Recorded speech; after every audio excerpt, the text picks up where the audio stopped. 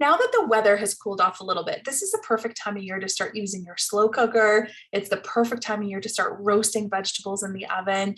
And I have some yummy recipes to share with you today to do exactly that. Now, roasting vegetables are a really, really great way of eating more vegetables, getting a little bit creative with which vegetables you eat. Maybe you get stuck in a rut of, this and that. This is going to give you an idea as to how to toss up a really delicious pan of roasted vegetables.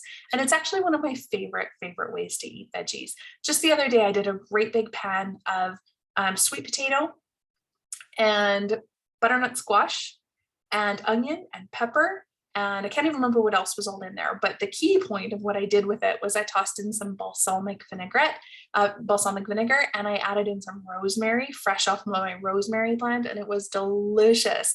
So there's all different ways you can get creative with roasting veggies and getting things ready in the kitchen. And now that it's fall and the weather has turned, we can leave the oven running a little bit longer and really start cooking up some things that make your house smell delicious. So this week in the blog, I'm going to give you 6 veggies that taste really, really great roasted, that kind of are a little twist on maybe what you normally do.